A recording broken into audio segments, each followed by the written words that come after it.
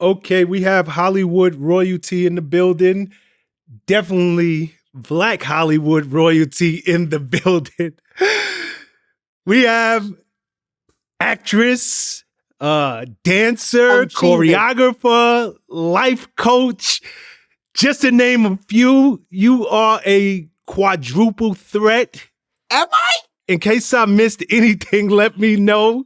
But please welcome to VladTV, Miss Adrienne-Joi Johnson. What up? Okay, for the sake of the interview, am I calling you AJ Johnson or am I calling you Adrienne? No, you're not calling me Adrienne, that whole government thing, but I'm surprised you even know. You can call me AJ, you can call me AJ Ikuya, which is my new name since my travels to Africa. So, but we're family, so you can call me AJ. Okay, AJ, thank you. And I feel like family. You made me feel so good off camera. So we got a lot to talk about. I mean, you got me cheesing. My cheeks are hurting, smiling at that intro. Thank you so much. You deserve it. You deserve it. Now, okay, you just told me you are now in Atlanta by way of Africa. We're going to get to that, but where are you originally from? Because from what I understand, you're an East Coast girl. I am. I grew up in New Jersey, and I left New Jersey and came to Atlanta to go to Spelman. And then I left Atlanta and Spelman to go pursue my career in Hollywood. So I've bounced around the East Coast, got to the West Coast, and now I'm doing between LA and Africa. And primarily Ghana, but I say Africa because my mission is to explore the continent. And so I'm 6 countries in, I got 50 more to go. So we'll talk about that too, because I'm on a mission, bruh. I'm on a mission. I'm on a mission. No, we definitely got to tackle that. Yeah. Okay, you say you're from Jersey. What part?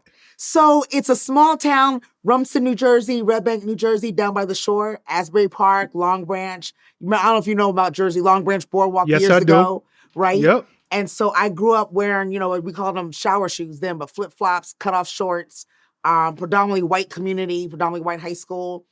And I just finally said, I want to know if I can be as popular as I was in that system. I was homecoming queen, class president, captain of basketball team, captain of track team, captain of drama team. Like I was killing it in high school. Are you serious? Yes. I mean, and one of very few Blacks. And I was like, wow. And I can't even tell you, to be honest, I don't know what made me so curious about what I would do in my Blacker environment. But I'm just so glad that my parents said, you can go anywhere. I was getting accepted into the Ivy Leagues, Rutgers, Harvard, and I said, I want to try Howard or Spelman. And I got accepted to both and just decided that Atlanta was probably more my vibe. It was closer to what I was used to at home. And so I ended up at Spelman. Wow. Most people struggle during high school, finding their identity, really coming into themselves. Why were you so, is it just your personality? Like, it seemed like you did everything in high school. You just named. I gotta say, it's funny you're bringing that up because at this point in my life, I realized that my parents were really responsible for giving me the freedom to just try so many different things. And I think that's how a lot of my talents were discovered. So I grew up in a freedom. I grew up in a freedom to try acting, try dancing, try modeling, try horseback riding, try figure skating. I had older brothers, so sports, I wasn't far into sports, watching or playing. And so I come from a very academic, athletic family. And I just think that my upbringing, it was just normal to try a lot of different things. That way you knew what you liked or what you didn't like. So I don't think I was caught up in the drama of finding out who I was. I think it was more about what was I really good at and what could I pursue as I moved forward in life. What was I good at? What was I comfortable at? And what took me to another level in my life, even then. I personally just lost my mother, and I heard you mentioning your parents and giving you the freedom and the okay to go out there and pretty much say yes to exploring. And even at this age, losing my mother, it is the hardest and most difficult thing I've ever gone through, and she's been going now for just a few months. I read that you lost your mother at 17 years old. How does a young, outgoing, popular young woman deal with the loss of her mother at the beginning of her life? I get choked up at anyone. Like even now, I'm choked up for you because it's so painful, you know? Yes, No it matter is. how old you are, no matter what's going on in your life, the way that I talk about it is, ugh, there is an umbilical cord, literally, to our parents, not just your mom, but also, you know, your father, if your father's in your life. And I had both parents, thank God, very deep in my life. And so I realized um, there's an umbilical cord, there's a tether, a spiritual tether that we invisibly have to our parents. And I don't think you feel it and see it until you lose a parent. And that's why it's Mhm. so painful. It's like you kind of feel like you're wandering in the world without that anchor, you know? Mhm. Um, the only thing I feel that got me through is that Spelman gave me such a solid and a strong sisterhood and support system quick. I mean, I got to Spelman mid-August. My mom passed Halloween. But by then, Mm. from August to October, by then, I had such a strong foundation, strong group of friends. Um, I felt so solid in that environment that fast that I literally left the funeral services in New Jersey and raced back to school because I felt more comfortable. See, it's getting deep now. I felt more Whoa. comfortable at school by then than I did at home. And Are you so s I raced back to campus. And I mean, you know, my father and I had some issues because I wasn't really told that my mother was as sick as she was. So I had to learn of her demise real time. And I took that out on my father. I took that out on my family. But my family became my Spelman sisters. And then later I pledged Delta. So the sisterhood went even up another level in that environment. So God gave me a cushion, you know, in that Mhm. loss. You know, God gave me a nice, cozy cushion um, to at least start those formative years, which I mean, I'm sure you can agree, you know, from 17 to 20, those years are important. My dad was Extremely important. phenomenal. My dad was phenomenal. Mother and father. He kicked in like nobody else I've ever seen or heard of. And we had our issues because, like you said, you know, I lost my mother young, and it wasn't easy for him or for me. But eventually, it made us closer than close. Yeah, it's gotta be something you looking and I love the way you, because that's the way I have come to learn about losing a parent. You really do have this invisible umbilical cord, and when it's cut and when it's no longer there, you feel it. Like it's like, whoa, I was attached. So Isn't it not weird? having Isn't it weird oh that oh that my even goodness. you know, and the reason why I say I think it's different even as an adult because I lost my mom when I was 17 and I lost my father in my mid 30s, but it didn't feel any different. You know, even though I was older and I had my Yep, dad longer. See, I'm choked up now. It still was devastating. It's such a devastating loss, a life yep. shifting loss. You know, my dad's been gone since 2002. And look, it's like it doesn't get any easier. It doesn't. So I'm saying to you, my heartfelt and soul deep condolences because if it's only been a few months for you, I hate to tell you, bro, the pain doesn't go anywhere. Obviously, you just learn to live with it. As crazy as that sounds, it's just true. You learn to live with it and whatever that means. Yeah, I mean, I think we each have our own process, and I am learning. I'm still trying to figure it out. You know, you learn to live with it, but everybody lives with it differently, and I'm Yeah. figuring mine out. So, thank you so much for your condolences, and again, my condolences to you because it's obviously still fresh Oof. um, for you. You said you were accepted to a few Ivy League colleges as well as a couple of historically black colleges and universities. What made you choose Spelman over Howard? Um, you know, it's so deep, first of all. to just even hear someone else say that I was accepted to all these schools. I didn't realize at the time I was so highly academically decorated. I just, Mm-hmm. like I said, I grew up in an academic household. So college was just what we did. It wasn't, we didn't have an option in my household. So you studied hard, you worked to get good grades, to be heavily extracurricular loaded, so that when you went to apply, they had very few reasons to turn you down. Now, as an African American in the world, I understand what my parents were doing. They wanted to make sure that there was very little that would make people say no, Yep. and I'm so grateful that I was raised that way. And now I try to mentor and teach the same kind of thing. But Spelman, for me, it was more comfortable.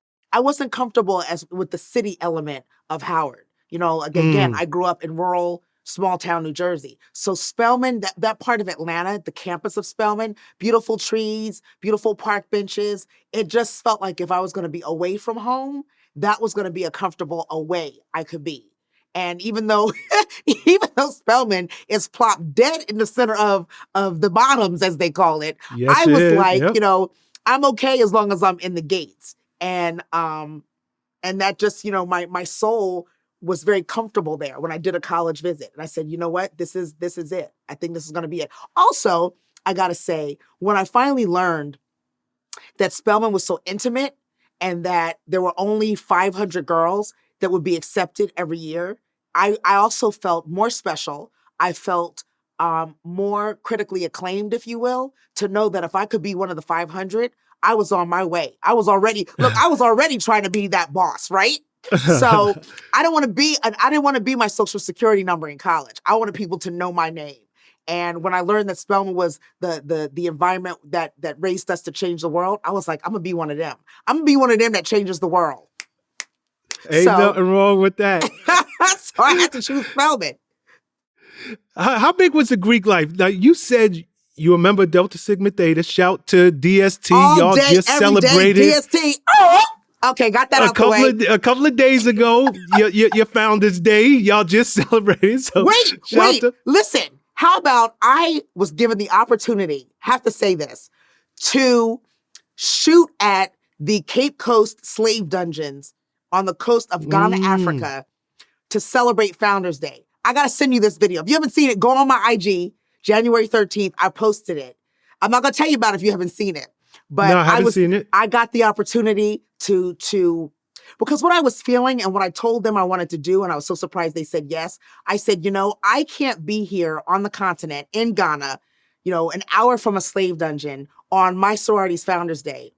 And not only just my sorority, but, Founders Day for a lot of the Greek organizations is early January. And I just kind of felt like, even to be honest, more than Delta, I was there representing us as a people, as an American people. And I just kind of have learned over my journeys in Africa that what we do in Greek life is truly an imitation of the village camaraderies in Africa, the chants, the stepping. There's a celebration called Jama in Africa. And it's basically like what we do as Greek organizations, the chants, the stepping, but it's basically a village celebrations. And the more I learn of our heritage, the more I realize, okay, so a lot of the Greek organizations, we're really just imitating what we don't know about our African heritage. So now here I am, I'm here in Africa, January 13th. And I'm like, you know what? I got to go pay homage to the real founders of all the organizations, which is our ancestors. There you go. Listen. So I went and shot this tribute to, yes, it was on Delta's Founders Day, but it was really just to our ancestors for me to say, y'all, I'm here and I'm representing all of us, because there's no way I could be in Africa and be here and not show up for all of us. Here on the grounds, touching the cement, touching the walls, letting them feel my rhythms of stepping. It blew my mind. So yes, Founders Day was a couple of days ago, and it was one of the best times, a life-changing time for me. Wow. That's amazing. And again, we're going to talk about your we're going to be here all day. We got so much to talk about. Because we gotta go deep into this whole Africa thing that you're doing. So stay with me while you're at Spelman, which I didn't know, me doing my research. You dated Evander Holyfield? Where you been? Where you I been? did not know this. I'm telling you. First and foremost, how does that? I know he's from Atlanta. How do you even meet Evander? Okay, so how about I don't know what year I was, but I've always been into the partying and I've always been into the dancing. And I don't know, Mm-hmm. are you really, really, really, really familiar with Atlanta? Like old school Atlanta? I'd say Mr. V? yes to an Mr. extent. V's Atlanta? Yes, absolutely. Okay, so Yes, Mr. V's absolutely. Friday night, baby. Mr. V's Friday night was the spot. And Evander likes to dance as much as I do. And so he was there one night. I didn't know who he was. I was on a dance floor with a pitcher of water on the bar. He was on a dance floor with a pitcher of water on the bar. And we just ended up just like dancing all night and exchanging information. And my girlfriend was like, girl, do you know who that is? That's the Olympic superstar. I was like, okay, I didn't know. I just liked the way he danced. And so we talked and connected. And really, at that age and stage, what's so special about, I hope he says this, but what's so special about our relationship is that we were really dream supporters more than anything. Just think about the fact that I was a Spelman pre-med major who actually had dreams of going to Hollywood. And he was an Olympic athlete who had dreams of going pro. And so we literally came together and supported each other in those dreams. He was saying, I believe you could do anything. So, if you go to Hollywood and it doesn't work, you're going to just come back and be one of the baddest doctors there is. And I was like, you know what? I feel you, because if for some reason you don't go pro, you're an Olympic athlete. You're forever an Olympic athlete. So you can do what you want with boxing. So we really just kind of like loved each other in the support of our dreams. And look at who we became. So deep. So deep. Yes, it is. And we're friends to this day. To this day, best of friends. I've gone to a lot of his fights through the years. Like, that kind of bond doesn't go anywhere. It just doesn't. They say you could tell the winners right out the starting gate. Getting to know this man early in his career, he's an Olympian, but he's not the Evander Holyfield that we know and love, that went on to make history, the man that showed that Iron Mike Tyson was just a man, he was mortal. Could you tell even back in them days, I know both of y'all supported each other's dreams, but could you tell he got it? Yeah. This guy is going to, really? Yeah, and I'll tell you, it's funny you say that way. Not only could I tell, but I think he birthed a new level in me in terms of what it takes. Because again, I'm a student at college with a dream.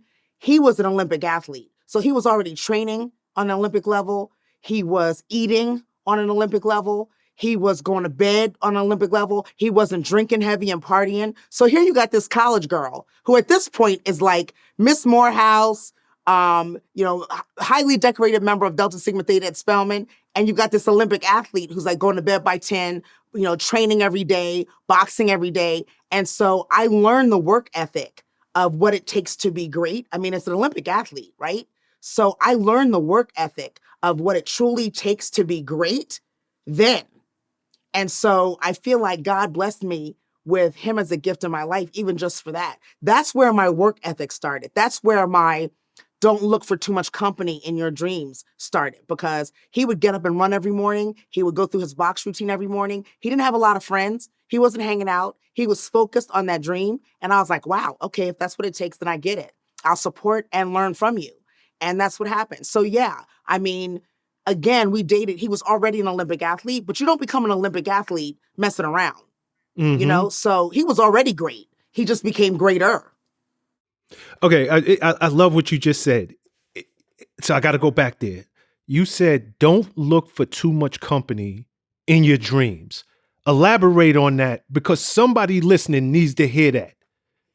Well, I just, I feel like not only starting then, but even through my life and career, nobody has the vision for me like I have the vision for me.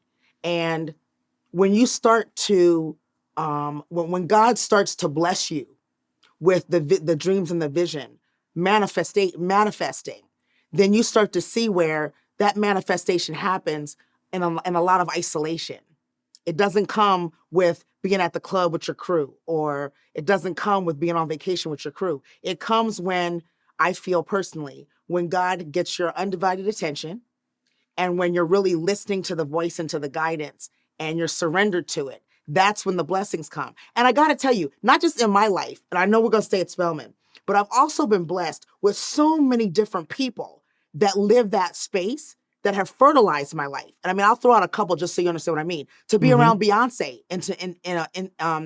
intimately, Stevie Wonder intimately, Shaka Khan intimately, CeeLo intimately, Holyfield intimately, Gerald Levert intimately. Like all these people were that same kind of focused, disciplined, no nonsense, work ethic that just wouldn't waver either way. And I just learned Cicely Tyson. I mean, the list goes on. Alfre Woodard, the list goes on. God sprinkled all this greatness in my life. So I had no choice but to just say, okay, what are the lessons in this? Because obviously I don't believe in coincidence. God is placing these people in my life to give me the lessons. It's up to me to get them. So they even said, don't look for company. I remember Cicely Tyson told me she played my mom in a pilot, one of my first jobs in Hollywood. And she said, don't even look for your family to support because they're not going to understand your life. Don't look for your friends from college and high school to understand because you're already doing something different that they know nothing about. So as long as you stay focused and listen to God, that's all the company you need. So I'm getting this advice from everybody around me, right? I'm getting the same type of don't look for company advice from everybody around me. And once I started living it, not calling it lonely, but calling it alone and isolated for divine guidance. It feels a little different when you really understand what it is. You feel me? So that's what I mean. It's like if you keep thinking that you need a team to live your dream or that you need somebody to agree with you on your vision, sometimes that can hold you back. I am saying now, it's 2022. I'm saying now, my plane can't take off with cement wheels. If you're not part of my wind, we can't fly together, period. Whew. I can't take off with cement wheels, bruh. I can't. That is so your real. hesitation, your not sureness, that's fine. Keep that out of my way because I'm in takeoff mode, period. Okay. Why did you and Holyfield break up? I love you. you just went through, you got me sold. I'm not looking for a crowd. People are not going to understand me. It seemed like you two were two birds of a feather right off the bat. And why did it break up? I'm going to tell you, I don't know if he's ever heard me say this, so this is going to be interesting. I think we were. I think we honestly were two birds of a feather. I think the problem is, number one, that young, our careers both, elevating. I think two things happened. One, he started having kids, a lot of kids, and that's just not who I am. And that's not the environment that I was raised in with my mother and father. I'm a very monogamous spirit most of the time. And so I just didn't know at that point, I didn't know how to navigate a man who was having babies with 5 and 6 different women. And so that was while y'all were in relationship? Well, no, I'm just saying like at the time, one happened while we were in a relationship. And then there was 2 and 3 and 4. And I was like, oh, so this is just who you are. This is what you do. Got it. I got to go. And, we can stay friends. Right.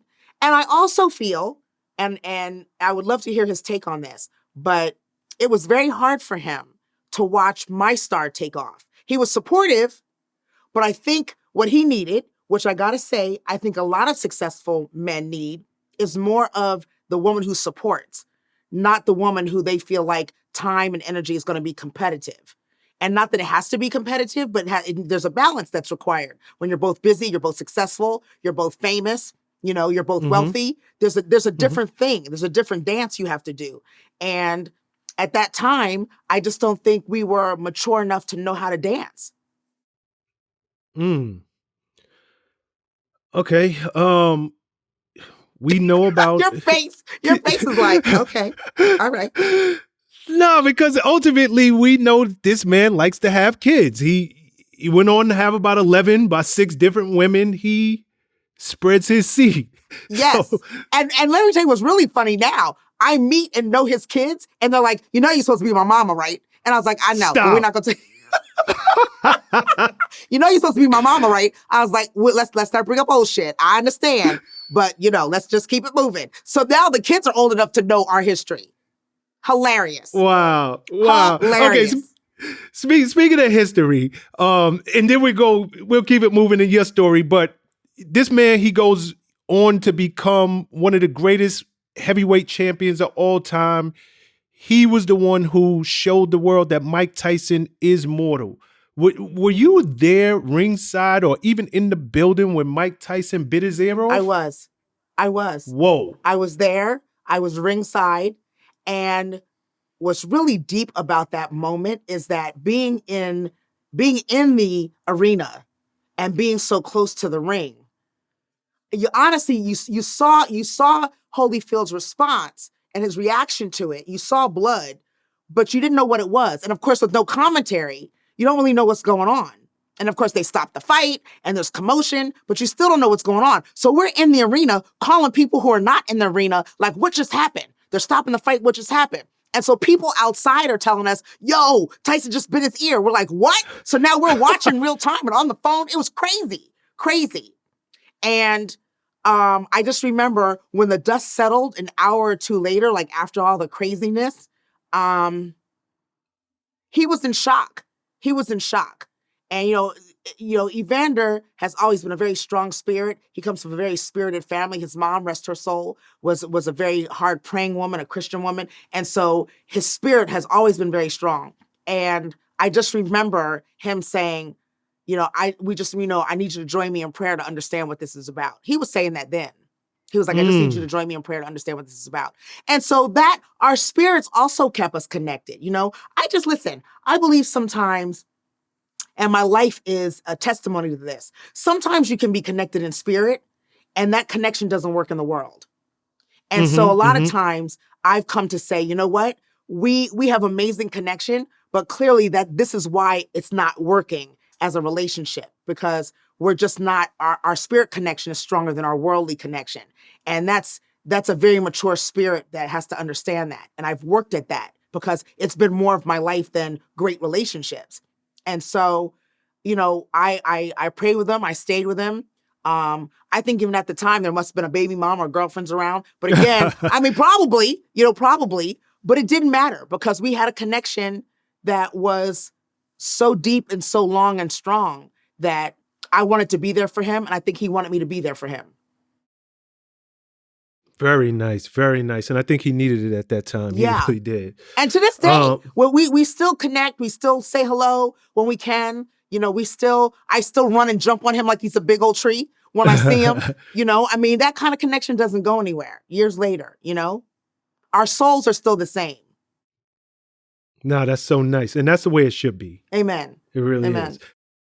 Let's get back to your story for a second. You graduate. You going out to Hollywood. You can't just say I graduate. I graduate magna cum with honors. Yeah, with honors. Say the whole thing. Okay, so we're going to do that again because Shawn Prez got it all messed up. Come on, Shawn. Take two and action. You graduate with honors, magna cum laude, and you head on out west to pursue your dreams as an actress. Did I get it right? Yes. And everybody thought I was crazy. Everybody. First off, hold on. Congratulations on that. That is huge. It really is. Yeah. Oh my goodness. Why do you think it's huge? You don't just look good, but you got a brain too. That's huge. Are you flirting? I'm not flirting. Okay, I'm just telling you what it is. I'm vulnerable right now. You're smiling really hard when you say that. I'm just checking. I can't even see your eyes. They're squinting. You're smiling so hard. I just want to be clear, because, I felt a little tingle when you said that. So, all right, go ahead. I'm just giving props where it's due. Okay, amen. Go ahead. All right, okay. It doesn't make it easy because I learned, this is what's really deep. Coming to Hollywood, I thought this is going to be awesome. I am smart and I'm bringing something new and different to the Hollywood table. It actually made it more challenging because I learned fast that kind of educational background was not the norm in Hollywood. What they wanted in Hollywood was shut up, hit your mark, and just say your line. I'm showing up going, what size camera is that? What lens? What are you seeing? What's that light? Is this called an Amber 1 or 2? I was like, what kind of mic are you using? They were like, can you just say your lines? And I was like, so that's who I was. And it made it hard for me. I wanted to know everybody, their titles, where they were from. They were like, why can't you just act? Why can't you just hit the dance? Because if I started dancing first, and but I've always been the scientific mind. I was a chemistry major, psychology major. So I always want to know all the ingredients of everything. And that's just where my soul's always been. So it made it hard for me. You know, I went out to Hollywood a while back, visiting somebody, and actually went on an audition. One of the worst things I ever did in my life because I got introduced real quick to why people say Hollywood is so fake. Literally, I went on, and I'm only out there for a week or two at the time. Right. And my friend who was out there, she was like, come with me to audition. I was like, why not? Go, and they gassed me up. You know, you did great. We'll call you back. This, that. And for 2 seconds, my hopes, got up like, yo, maybe I can make it out here. And then the phone doesn't ring. Then the phone doesn't ring. I was like, this ain't the business for me. Congratulations on what you're doing, but I don't have the energy for that. It seems like relatively quickly you got a part in, now, I don't know if it was easy for you, if this was your first role, but School Daze, you get a part in School Daze, working alongside of Spike Lee. Like, that is that normal to get stuff that quick? I don't think so. And no, School Daze happened for me before I went to Hollywood. School Daze happened for me. I was still at school in Atlanta. Really? So not even understanding then what Spike was doing to launch my career. Spike was launching my career. So I'm getting choked up about it. He was deliberately launching my career because what he did was he not only handpicked me to put me in the movie, but he also paid the Taft-Hartley prices, which means because he was giving me speaking lines, which he knew would qualify me to be in the union, the SAG-AFTRA union, to be a bona fide actress, to qualify with speaking roles, which means that's what an actress really wants, to not be an extra. He had to pay a fine on his production to give me a speaking role, and I was not already a member of the union.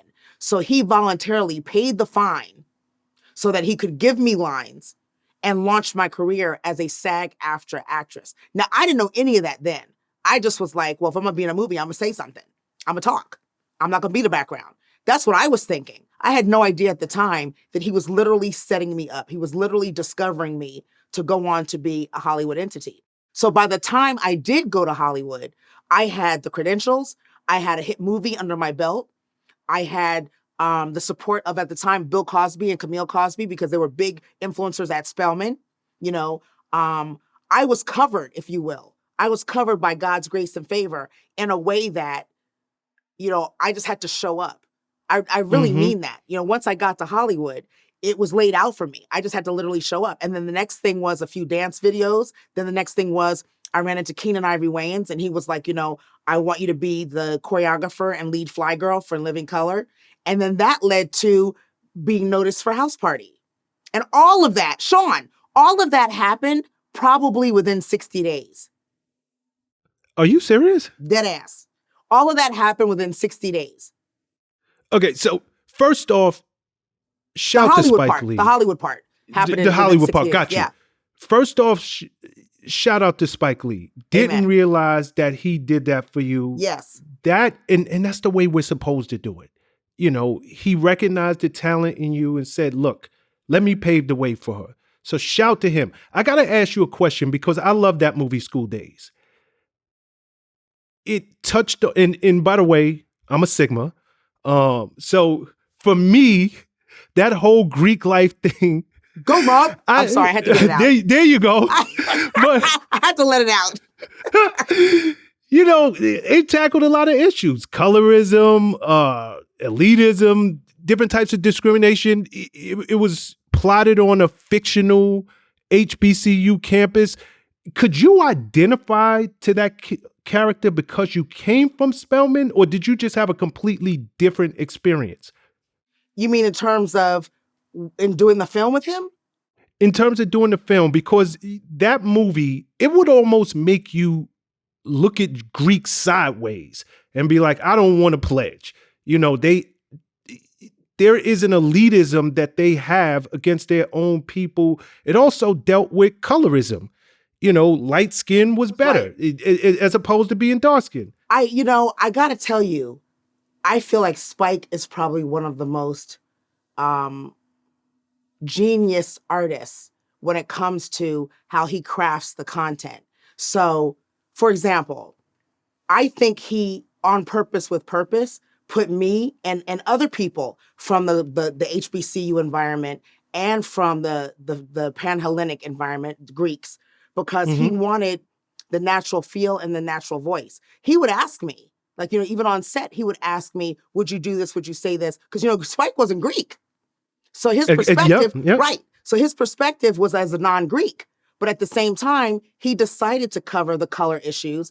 I really didn't have any of that issue when I was at Spelman, but I did participate in the competitions of Greekdom, in terms of Yep. sororities at Spelman, the support of the male fraternities. But I got to tell you, it was one of the best times of my life. So I think even that energy, Spike knew I could bring to the camera, if you will. And I wasn't playing one of the Greeks, but just in terms of the energy of the schooling at that time. Mm-hmm. It wasn't Greek Mm-hmm. days, it was school days.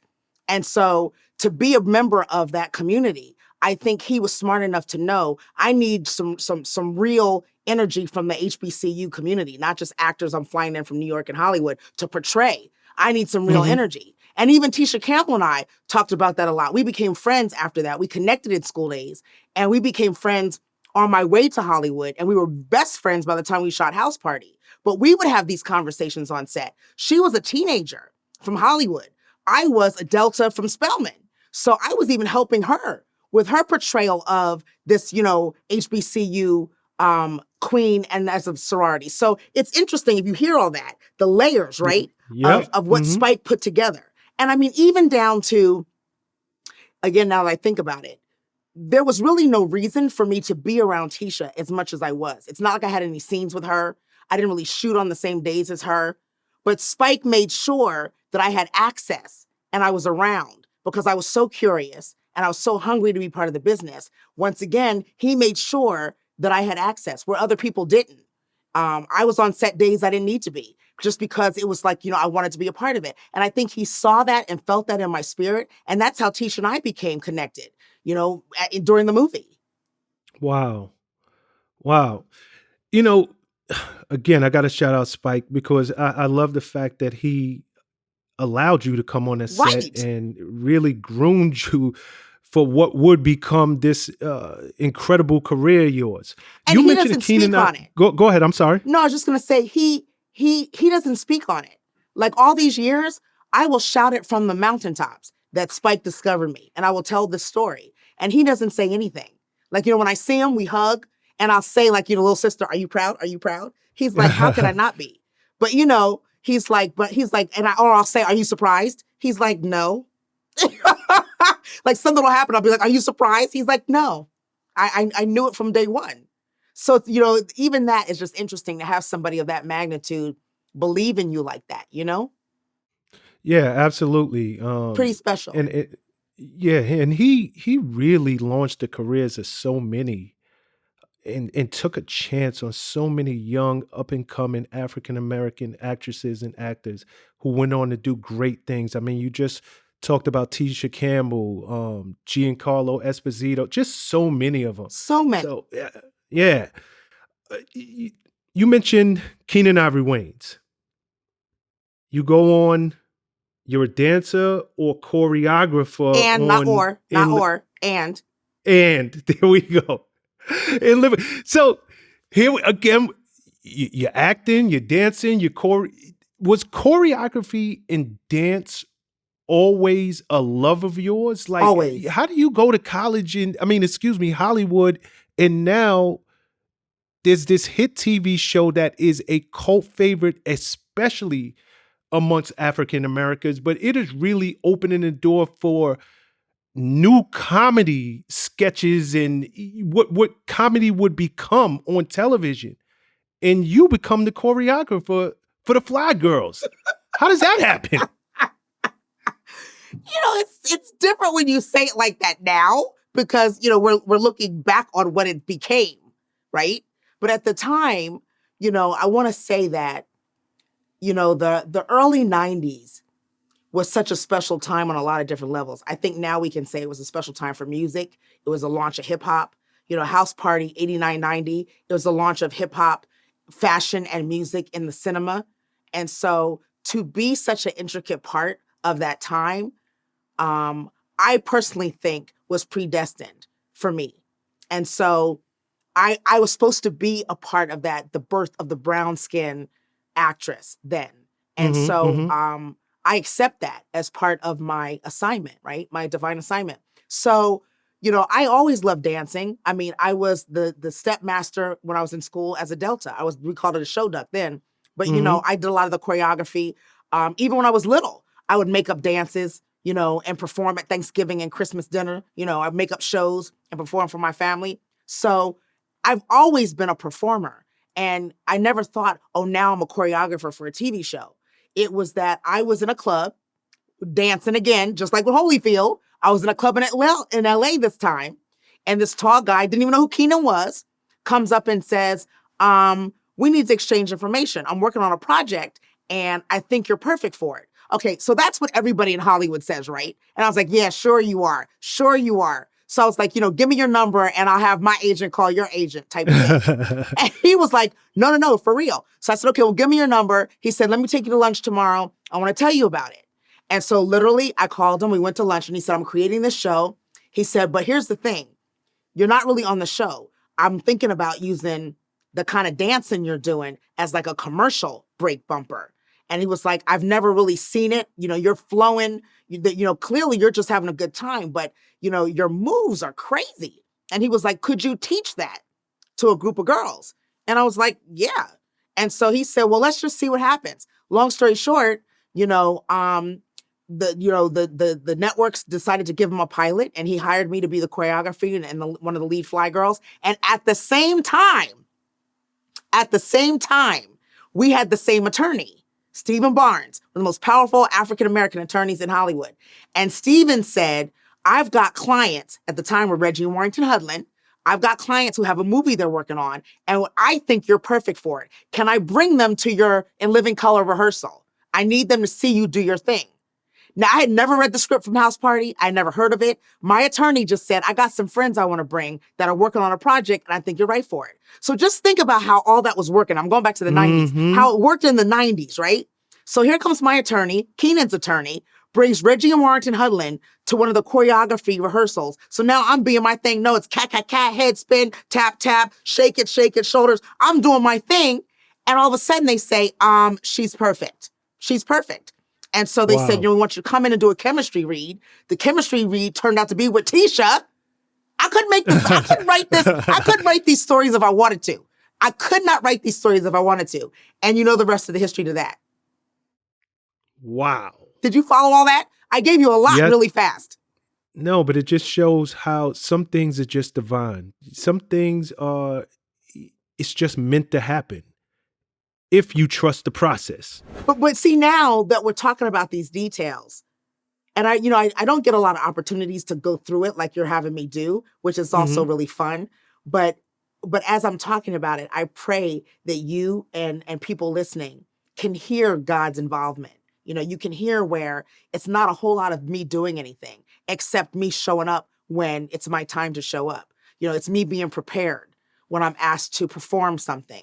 That's really all I've done is just making sure I'm prepared. God's provided the opportunities and the relationships and the networking.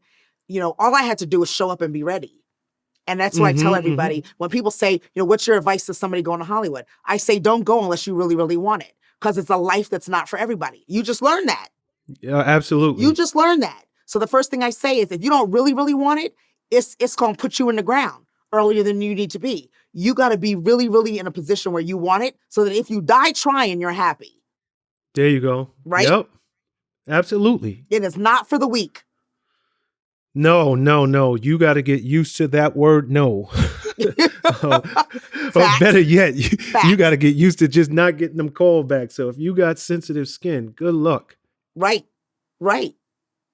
And you get told no more as an African-American than anybody. And you get told no more as an African-American woman than anybody. Wow. One of the more notable fly girls went on to do big things in her career as well, Miss Jennifer Lopez. Were you still on the show when Jennifer, a.k.a. Jenny from the Block, walked in? I was part of the reason she walked in. Because Do look at your tell. face. Look at your face. Because as I was leaving, I said to Keenan, I'm not going to leave you hanging. Because literally it was overlapping. It wasn't like there was time, weeks. It literally overlapped. And Keenan actually gave me an ultimatum. He was like, you know what? You can't do both. You have to do one or the other. So choose. And I was like, okay, well then I'm quitting to go star in this movie. Right. And so I said, but because we're friends at this point too, as well, I said, I'm not going to leave you hanging. I'm going to replace myself with one of the baddest dancers I know. And I think between the two of us, we can find another dancer that's going to, replace me or the energy. And so, as we know now, who I was referring to at the time was Rosie Perez. Mm-hmm. And even though I was on the West Coast and Rosie was in New York, there were few of us who could go like that. You know what I mean? It's like at that time, you knew who you were. And so I was Mm-hmm. like, let me call Rosie and see if she wants to come to LA and do this gig. And at the time, as Keenan was like overhauling because I was leaving, he said, I really want to make the dancer vibe more diverse. And I said, okay. I said, well, and at the time, I said, there's a girl that goes and, and at the time I said, she's a little heavy, which is real interesting. I said, she's a little heavy, but she goes like I've never seen anybody go. And her name is Jennifer Lopez. And he was like, let me check her out. And here we are. Wow. I didn't know that you number one, I didn't know you were still there when she came in the building, let alone being responsible for her walking in the door. Well, let me say this because everybody gets all weird about it. I don't want to say I'm responsible for her walking in the door, but I feel like it benefits us all to have cheerleaders, right? Yes. And Yes. again, just like I'm saying about myself, that was Jennifer's gig to lose. It was already hers by me giving her kudos, by Rosie Perez calling on her, by Keenan understanding that those of us in the dancer world thought that she was bad to the bone. So the job was hers. She just had to basically walk in it, and own it.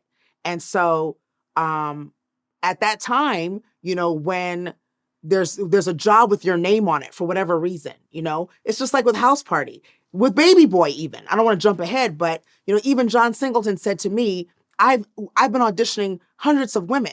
I've done 4 camera tests and I still can't find the girl. And I think this is your role. And so there were reasons he had, there were reasons his mom had, there were reasons Tyrese had. So it was like everybody believed in me to do Juanita and Baby Boy before I even did. And so I think those kind of moments happen in the chosen, those of us who are chosen to do this for different reasons.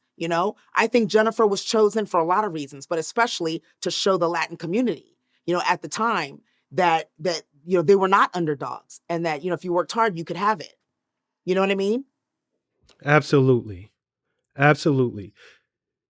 So you leave and you go on to do this iconic film that it really defined growing up a young African American male or female just trying to live and have fun. House Party. But within House Party, you had the opportunity again, some of these things are just divine. You're working with some of the biggest names in the game. Kid and Play, Tisha Campbell, Martin Lawrence goes on to do huge things. John Witherspoon, rest in peace to him. Robin Harris. Rest in peace. When you walked, rest in peace, Full Force. I mean, it was so Clifton. I can't even name all of the names that was in that film. When you come on set for the first time, do you realize I'm part of something special here? We didn't even start shooting yet, but this is going to be special. Or was it a surprise to you once it came out and it was just received so well by the public? Well, you have to remember, no one was really a name when we shot House Party. Tisha was a name. Tisha was a leading actress, and this was another film for her to do. Kid and Play were big in music, but this was their first film. So they were kind of fish out of water, if you will, when it came to doing House Party. Robin was on the circuit and on the rise, unfortunately at his passing. Same with John Witherspoon. But, Martin was a newcomer. I was a newcomer. Chill, was Daryl Chill Mitchell was a newcomer. I mean, so in that newcomer space, we were all excited to do a movie. We were all excited to do this kind of movie because we all had a passion for the music, for the clothes, and now we're getting this opportunity to actually put it on screen. And we're working with producers and a director who told us from day one. There's a picture now that floats around every now and then of us as a group at our first table read. And I mean, I look 5, Tisha looks 4. I mean, it's like, it's one of those pictures where it's funny to see us. It was literally our first day at a table read rehearsal. We had no idea. And you can tell in the picture, we had no idea. We were getting together to have fun, excited to shoot a movie, excited to work together, excited to create together. And Reggie, I will always love and cherish my friendship with Reggie Hudlin, because after Reggie, working with a number of different directors and producers who have a different style of creating their own projects, Reggie was so open, so collaborative. And what you see, which to me makes it the iconic it is that it was a collaboration. Martin would throw in jokes when Tisha and I were in a scene. Tisha and I would help Kid and Play. Daryl Chill would throw a line out and say, AJ, you should say this. And and Reggie allowed it. Even the dance scene. I mean, I'm sure people know now by now, the dance scene wasn't even in the script. It's one of the most iconic parts of the film. And that wasn't in the script. I walked up, again, the dancer, choreographer. I'm like, listen, I went to Spelman at HBCU. If we're gonna have a party like this, there's gotta be a dance battle. Reggie was like, what's a dance battle? I was like, what? Where'd you go to school? And so, of course, we didn't know what it was gonna be. We were just adding fun to the film. And I think that's probably what translates on screen to this day, is that we were really just having fun. We were there having fun. We weren't there to make a big check. We weren't there to be stars. We were there to create together and create a movie. Simple as that. Listening to you speak, because that movie has so many memorable lines and memorable scenes in it, was a lot of that ad-libbed just as you guys were shooting? Completely. Really? Yeah. It was written very well. So that's a good thing with Reggie. But, Reggie was Ivy League. And so he was not part of that street community, that hip hop community. So there's a lot he didn't know, but he was open and honest about it and said, listen, you guys help me because I don't know. Would you say this? Or what would you say? How would you say it? Or sometimes I'd be like, you know what? I wouldn't do that. He was like, okay, well, show me what you do. And either it works or it doesn't. And that's what I mean when I say he was so collaborative as a writer, director, producer, that he made us his teammates, as opposed to his employees. And that's where it got special. We all brought our thing to it. And that's what you see and that's what you feel. How long was that shoot? Maybe 2 months, including everything in terms of exteriors, interiors, the party scene. I remember the party scene we shot for about a full week. Mm-hmm. The whole entire party scene took us about a week to film. And then, of course, you had the school stuff, the on-the-road stuff when they were chasing them. So I think about 2 months. Some stuff was nighttime versus daytime. So logistics played a part as well in how long it took us to shoot. But yeah, a good quick 4 to 8 weeks. If you don't mind me asking, how much do you get paid for starring in a movie like that? Now, overall, I'm assuming that's a low budget film. You've already heard this because I know it went viral when I already said how much I made. I think I told Jamila Hill and everybody was like, what? I made $4,000. Hold on. Shireen, you're telling me you made $4,000 for a motion picture? Yes, because think about it like this. So the paycheck was like $4,000 a week, but we only shot 4 to 8 weeks, right? So now when you take half of that from taxes, because I mean, it's my first movie. I don't have an EIN number, I'm getting taxes taken out. Then I have to pay a manager. I have to pay an agent, 5%, 10%. When it was all said and done, I went home with about $4,000. Damn. But the better lesson in it is, I mean, obviously look at what happened, at this point. But the bigger lesson is Burger King called and said they wanted a scene from the movie that was with Play and I, where I'm up in the Uh-huh. window and he says, we got to go get Kid out of jail. Remember that scene? Yep, absolutely. And I say, I'm not going nowhere. And he's like, come on, we got to go. He's like, if you go, I'll take you to Burger King. And I'm like, Burger King? I'll be right down. You remember that? Yes. So you're telling me you got a Burger King deal from that movie? And made almost triple, quadruple off the commercial that I made doing the film. Get out of here. No lie. So it all worked out for you. I mean, it worked out anyway, because, I've got friendships for life. We are all very much connected, and the chemistry and the love has not changed. We still giggle and hug and cry and joke around. We just did an anniversary thing, a virtual anniversary thing to celebrate. And it was so funny because it was the first time that all of us had gotten together, full force. Reggie, Daryl Chill, me, Kid and Play. It's the first time all of us got together. Probably since we filmed, to be honest. All of us were together. And it was the same exact energy, laughing hard, talking to, it was the same thing. And it just made me realize that was just natural for us. Like any circumstance you put us in, that's what you're going to get. And I knew that, though. I knew that, which is why I didn't do House Party 2, 3, and the other ones. Because I was going to ask you that. Why didn't you do 2 and 3? Because honestly, I felt like, first of all, I grew accustomed and spoiled by Reggie, who was the creator, and he was not going to be a part of the second one. That's number one. I felt like he had a vision that was not going to be realized for my character and for the storyline. I had a vision for my character that wasn't going to be realized. And I just felt like the script that was being written and the movie that was going to be done was not necessarily really respecting what we had created. And I just didn't feel like, I had to do it. At that time, too, I was getting movie offers all over the place. I did Sister Act with Whoopi Goldberg. I did Dying Young with Julia Roberts. I mean, movie offers were coming in. So I wasn't a slave to the House Party franchise unless it was going to be right for me. And they just weren't talking what I thought the franchise should be. So I was like, yeah, I'm going to pass on that. LeBron James is talking about doing a reboot of House Party. Are you going to be involved in that? Were you even offered to be involved in it? I was not offered to be involved. I don't know if I would have been, because I honestly feel like when something is that iconic, I believe in a sequel.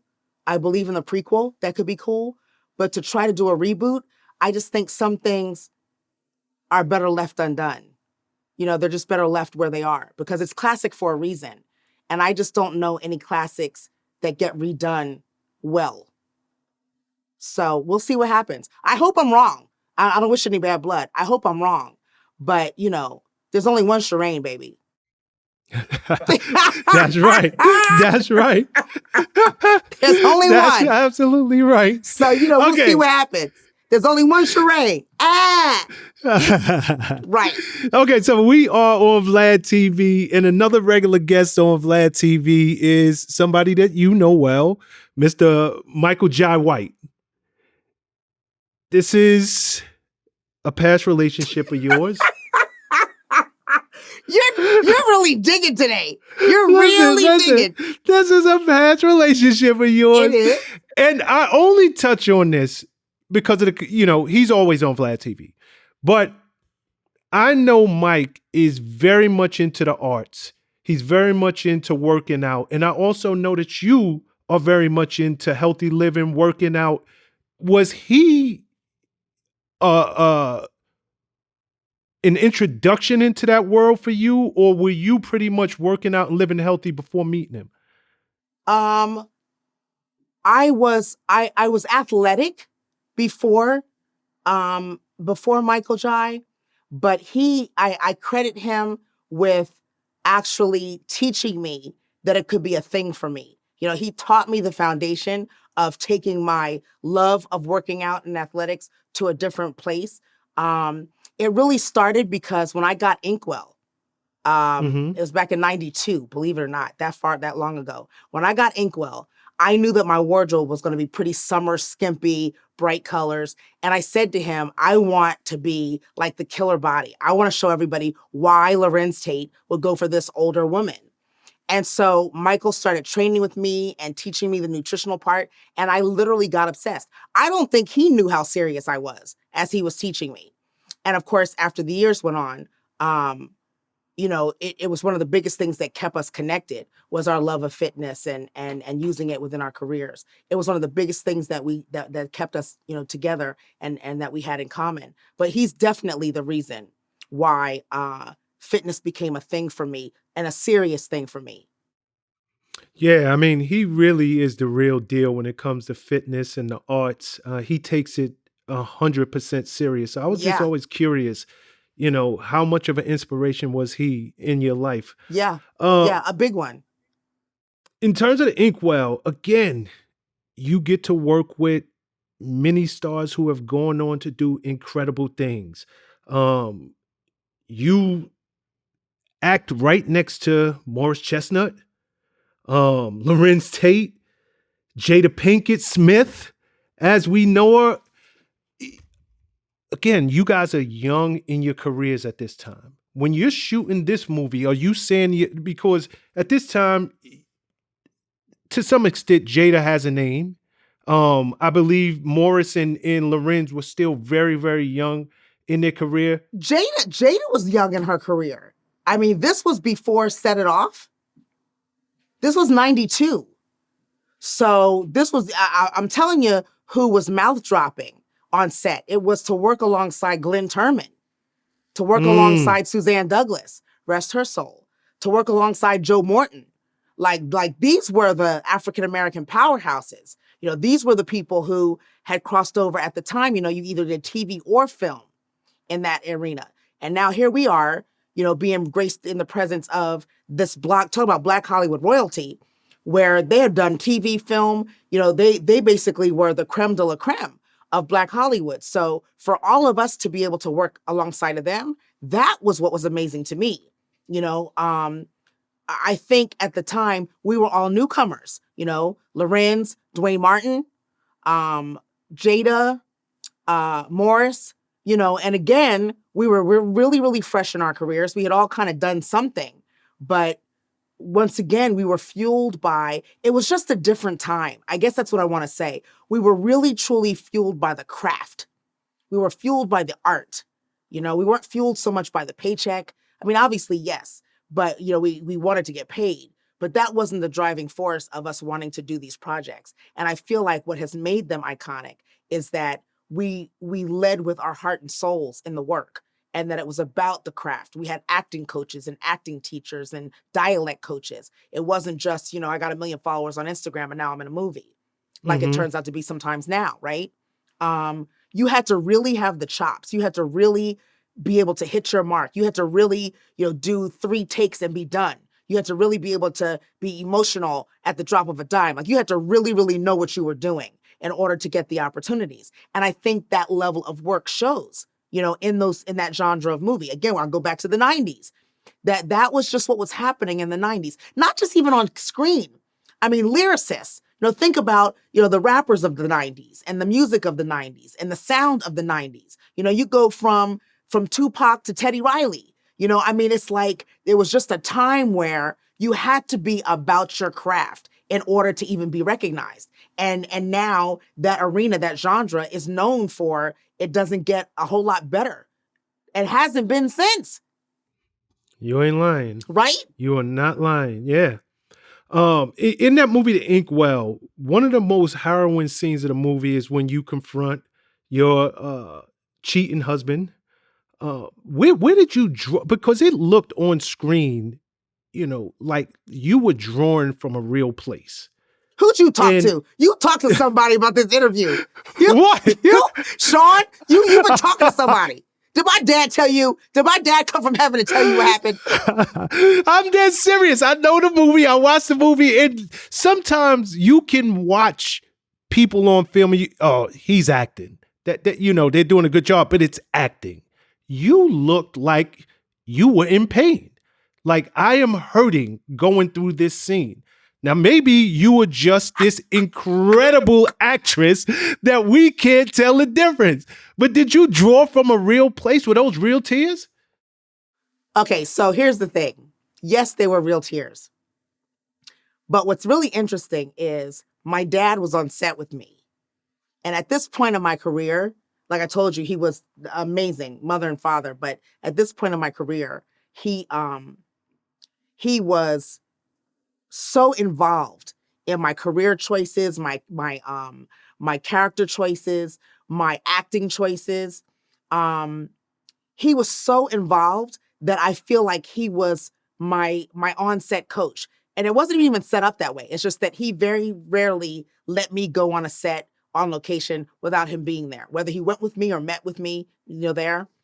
And in this particular scene, so I had to set that up so you know who we were. But in this particular scene, I had done the scene, tears flowing. I felt good. Matty Rich, love Matty Rich, the director. He's saying, "Oh my God, that's it. That's gonna be your Academy Award. We're good. Let's move on." Morris was like, "Wow, you almost made me cry watching you cry." The whole bit, right? And I'm looking at my dad, and my dad is like, and I was like, that doesn't seem like a response that everybody else is given. So I went over to him and I said, so what does that mean? I said, "How was it?" He said, "It was good." I said, "It was just good? Everybody else is telling me it's like Academy Award winning." And I'm like, "You're saying it's good?" He said, "Yeah, it was just good." Now I'm like, "It's just good. What does that mean?" And he said, "I didn't really believe you." I was like, "You didn't believe me? I'm crying my eyes out. My eyes are now swollen from 4 takes of crying." He said, No, you're a good crier. I just didn't believe the pain." And I said, "Really?" He said, "Yeah, I felt like you were acting." Exactly. That was my face. And so he Whoa. said, so I said, well, that sucks. Like, what am I supposed to do now? He said, "Well, you can live with it or ask Maddie for one more take." Now, again, he doesn't know the movie. Like they're tearing down the set. They're moving on to another location. Cameras are moving, lights are moving. And I said, "I'm supposed to ask for another take?" He said, "Well, it's your performance going on film. So if I were you, I would ask Maddie for another take." And I said, "Maddie." So I called Maddie over and I was like, "My dad said it sucked." He was like, "I didn't say it sucked. I just didn't believe you." I said, "My dad said he didn't believe me." He was like, "I thought it was amazing." I said, "It felt amazing." He said, "Okay, so what are we going to do?" I said, "Can we do one more take?" He was like, "What's going to be different?" I said, "I don't know, but my dad is saying I need to do another take." And so Maddie said, "All right, fine." He said, "But instead of getting everybody back over here, can you do it with just Morris and we'll do it in a close-up?" And I said, "Fine." He said, "That way we don't have to worry about the whole set." I said, "Fine." So we got in position and my dad says to Maddie, "Let me know when you guys are ready." And Maddie goes, "It's just camera on her, so we're ready." So my dad comes over to me and he says, "Anthony Granberry." Who? Anthony Granberry was the love of my life at Spelman. And my dad says, "Do you remember when you found out that he started messing with an AKA at school?" He said, "You called me and you were so hysterical. I could not even understand you." He said, "The pain in your voice of having been betrayed like that," he said, "this is worse than that." He said, "But do you remember how you felt with that when you called me?" And my eyes started watering. He said, "That's what this is. This is Anthony Granberry lying to you in your face, telling you that what you're hearing is not true. He's lying in your face." And of course, now all of a sudden I'm like shaking from pain. And my dad goes, "Maddie, roll it. She's ready." And that take is the take that you're talking about, that you saw. And once I did it, the set was clapping. My dad was like, "That's my girl. That's my girl. That's the shit I was waiting for. That's what I'm talking about. Now that's some fucking acting." My dad went off. He went off. And I'm still like this after the take because I'm still riddled with pain from doing the scene. And he was like, "That's what you have to do. If you're going to do it right." Okay, so I love that story. But what I love even more is the fact that everybody who knows Anthony Granberry is going to be sending him this clip. People who he ain't heard from since college are going to be forwarding him this clip. The funny part about it is, I think I did an interview before and I called his name. And he was like, we actually talked about it recently. And he was like, "I honestly never knew that I caused you that much pain. And I said, I know you didn't. I said, but we were young, and I probably wasn't expressing my true love for you. I probably didn't know how, but now here we are, and I'm using it in my work, so it's fine. But he was actually really hurt behind hearing that he had hurt me so bad. He was like, I mean, I got named in Essence magazine as like he was like, "Dag, really?" I said, "Yo, it is what it is." But thanks for the motivation. Exactly. Shout to Ant. Good old Anthony Granberry. Shout to you. But, his name now goes down in history. Yes, it does.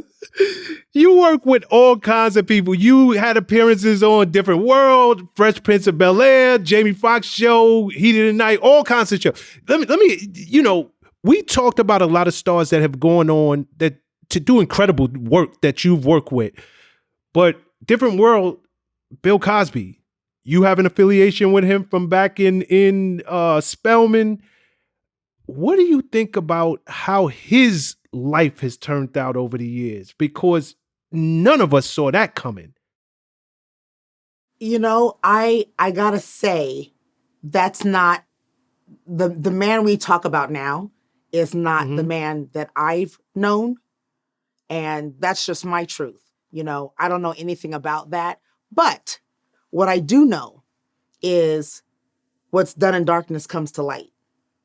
And so I think we all have to just remember that as we move making our life choices. In those times in Hollywood, there was a lot of drugs, there was a lot of alcohol. Women knew it, men knew it. And I'm not saying that I condone anything that happened, but it's just like Studio 54. Everybody knows there was a time in, the 70s, I think, 70s, 80s, where there was a lot of drugs floating around. You went to the club, you had sex on the couch or on the dance floor. It's like, there were times where things were happening. And it's unfortunate that his legacy, for so much of the great things he's done and so much of the amazing work he's done, that seems to be overshadowed by this other part of his life. But I personally choose to continue to salute the man that I got to know, that is largely responsible for most of the buildings on Spelman's campus. That's very largely responsible for my surge into Hollywood. At that time, his opinion meant everything.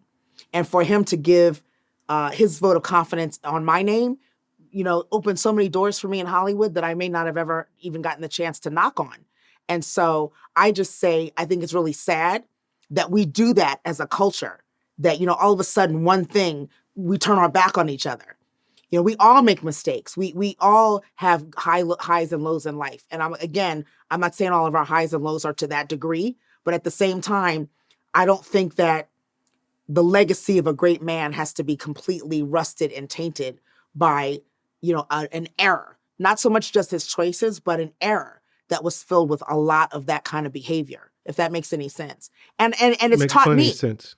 I'm blessed to be, going on, 4 decades in this business, soon, and to still be, and to still be working and producing and acting and kind of doing it my way and doing what I want to do. Nowadays, there's a lot of reality TV, there's a lot of background checks, there's a lot of everything. And I'm really, really proud that my life has been a culmination of smart choices. And I followed my gut about who was right to be around, the right crowds, the right parties to be at. And so I try to even tell people, younger people, pay attention to that voice, because that voice always tells you it's time to go, or I don't need to be at this party, or no, I don't need to get in the car with them. Or, that voice always tells you. And I say you have to listen, because some of those decisions will follow you for the rest of your life. You're absolutely right. You're absolutely right. Speaking of legacy, there's another iconic figure that you've worked with in Hollywood, and Mr. John Singleton. Rest in peace to him. You brought him up earlier, but this, and I can't really say, and maybe you can. I don't know if Shireen in House Party or Juanita in Baby Boy is your when we think of you, we think of those two characters. Like, for you, which is when people see you on the street, who do they associate you with more? Um, it's actually equal. It depends. It depends on what I'm doing. And that's what's really interesting. If I'm more in the wisdom delivering life coachy space, then all of a sudden it's Juanita, because that was more of the role, part of the role I played. If I'm on the dance floor, if I'm dropping it low, if I'm screaming and hollering, then it's like, Shireen ain't changed. She's just staying from when she was at a house party. So it really depends on what I'm doing, but equally. And I'll tell you what I love about it. Both of those films, they never get old. And so they're played on repeat, on cable channels. And so now the audience has grown. There's people, like I've got nieces and nephews even in my family that weren't even born when I shot House Party. And now they're like, Auntie, can I watch it with you? And I'm like, oh my God, okay, yes, yeah. But so it's like they're new to it. They weren't even born when I did House Party. And now they're fans and their friends are fans. So I just kind of look at it as a blessing all the way around, that I've gotten to not only be a part of what we now know as these classic films, but that I've worked with such classic, amazing producers, directors. I mean, again, we go back to Spike, and then Reggie Hudlin and Matty Rich, and now we talk about John Singleton. I mean, when I sit back and literally look at my career on paper, it chokes me up, like even talking about it, because I've been so blessed to be able to be shaped and molded by some of the greatest people in this business. And I don't take it for granted, not one day. John, I met John on the set of House Party, and he was a student at USC. And he said to me then, hey, Chocolate Sunday, that's what he always called me. Hey, Chocolate Sunday, I'm gonna work with you one day. And I mean, his glasses were like this thick, right? And I was like, okay, bruh, okay. And, we stayed in touch over the years, became really, really good friends. And when Baby Boy came around, he didn't even call me initially. And when he finally called me, I think I was doing something else, so I wasn't really available. And when he called me, he said, I got to tell you, I wasn't necessarily sure if you were as right as everybody else thought you were for this, but now I'm convinced this role is yours. Like no one else can do it like you. And I will hold production until you tell me you'll do it. And then of course, the ball started rolling. We started talking, and as friends, he was telling me what elements of AJ he thought would make Juanita a memorable character for my career and for the movie. And, we just had really, really deep talks. I mean, just to share one quick thing, he was saying like, I'm finding a lot of actresses who can do the street thing. I mean, that's great. She's from South Central. You could do all that. All that's great. If you're a good actress, you could do all that. He said, but what I'm not seeing is the young spirit that people are going to confuse as his girlfriend with the authority of motherhood. He said, I'm getting one or the other. I'm not getting both. And he said, if we can find a balance between AJ from Spelman and AJ that could have been a young mother, that's who Juanita is. And I hired an acting coach. He sent me to all his friends that lived in South Central. I lived in South Central for 2 weeks. Tyrese and I spent time together like that.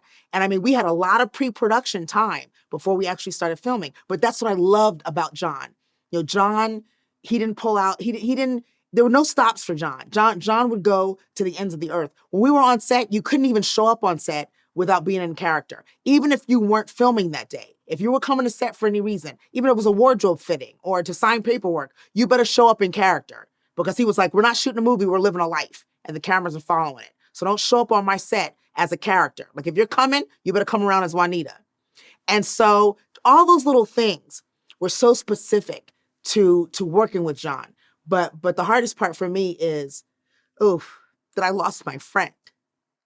John and I were nerds. We were college nerds that became friends. And so to me, outside of Hollywood, John loved to sail.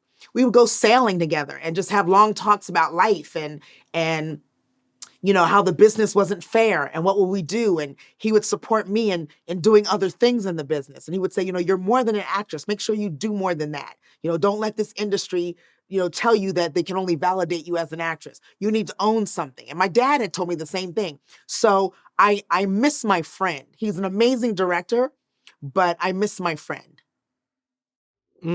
Ugh. Yeah, you speak. One part stood out to me just now where you were talking about he wouldn't even let y'all on set unless you were in character. And Vlad, interviewed Omar Gooden once, and Omar was talking about, I guess John had you guys do an exercise where you guys were in character, and he and Ving Rhames, who played your love interest Melvin, were in character, and they're going back and forth, and I don't know if it turned serious or what, but he said good old Ving grabbed him up, body slammed him, and really let him know I'm one of these rolling Crip dudes from around. Yeah, you speak. One part stood out to me just now where you were talking about he wouldn't even let y'all on set unless you were in character. And Vlad interviewed Omar Gooden once, and Omar was talking about, I guess John had you guys do an exercise where you guys were in character, and he and Ving Rhames, who played your love interest Melvin, were in character, and they're going back and forth, and I don't know if it turned serious or what, but he said good old Ving grabbed him up, body slammed him, and really let him know I'm one of these rolling Crip dudes from around here. Through the rehearsal process, he motivates you. I think I was kind of cocky that I got it, so I felt like I was the shit, but I wasn't showing it yet. And he called me out in front of everybody. Like, all right, that was a good rehearsal today. And he looks dead at me and says, but some of us need to step it up. All right, I'll see y'all tomorrow. I was like, what the fuck? So I remember I go home and I'm thinking about it. Obviously, I can't sleep, can't wait for the next day, man. So I show up that day and I was fired up, man. He said, all right, first exercise we're going to do, one of you is going to sit in the middle with a chair. The rest of the cast, all in character, are going to ask you questions. But just remember, stay in character, stay in character, stay in character. Who wants to go first? Me? Shit, I'm ready. And I sat there and I remember everybody that asked me anything, I just jumped on them. I wouldn't let them complete a sentence. I was just fired up. What? Yeah. Oh, because of this, because of that. If it wasn't in the script, I'd make it up. I was just vamping. I was like, well, remember last week when you loaned me that money? Hey, meet me last week. Like, sorry, you lying, motherfucker. Lying what? Bitch, you whatever. Like, I was just going off, right? Then we was like, all right, we're going to try something else. How about this scene is this? We'll do word association. I'm yelling in Tyrese's face and doing word play. We're doing this back and forth. And then I remember Ving Rhames was there. So we, obviously we were going back and forth. And every time I say something, I'm like, what? He said, boy, if you don't shit your ass. And I remember I grabbed him and we fell on the bed and we was wrestling and shit. And I was like, yeah. And I jumped off him. I'm like, punk, you ain't shit. Right. And that kept going. I mean, this rehearsal went forever, man. Oh, yeah. When you saw that happening, was you like, what the? I knew John well enough, again, as my friend, that I knew he would go deep to get to get what he wanted on camera. I knew John, was one of those directors that, and one of those creators that would do what it takes to get what he wanted on camera. And so I personally love that about his style of work. So when I saw that, I was like, this is gonna be good. I was like, it's getting ready to be real good. Because when he wasn't like, okay, calm down. When he just let it go, and he would do that with the love scenes. I would, after a while, I'd be like, John, you gonna yell cut or what we doing? And he was like, oh, my bad. And I was like, yeah, you're bad. Like, what we doing? And so I admired him in him knowing how to get the performances. And what he was really doing was he was creating the nuances even before the camera rolled. He was creating the relationships, creating the tensions, creating the buttons that all we had to do once the camera rolled was go in and push the buttons. We got to know each other so well as people, really, before the camera rolled, that once we got in character and the film was rolling, we knew what our emotional places were, as people. So it was easy to disappoint each other if the camera needed that. It was easy to hurt each other's feelings. It was easy to love each other. And I think that's also what you see in Baby Boy. It's the words are one thing. The script is another thing too.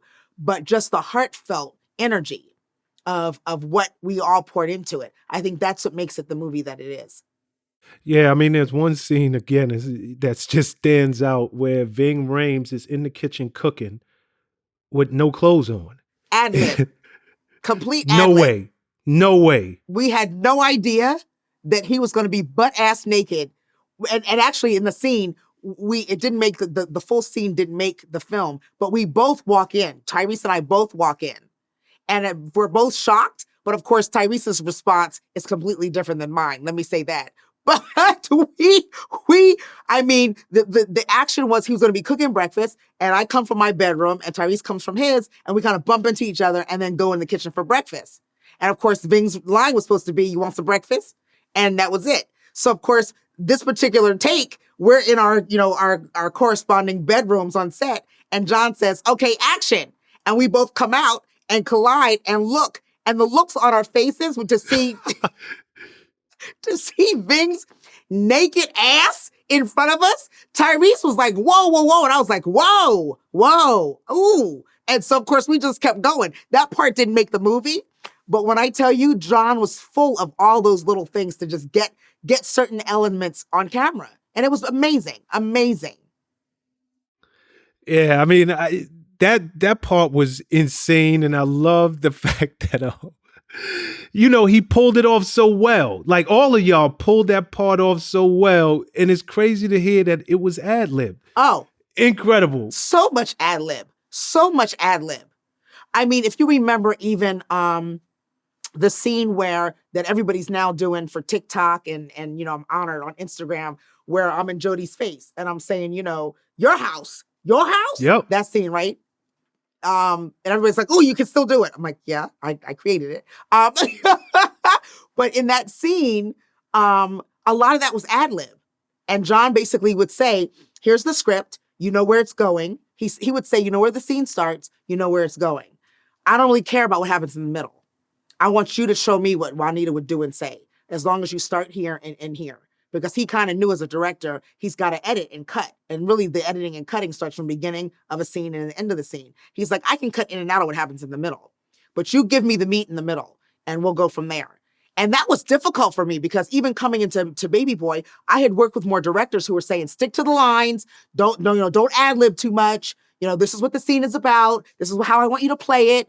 And so coming into a work situation where, one, it's my friend and I want to impress him, I want him to be, proud of me.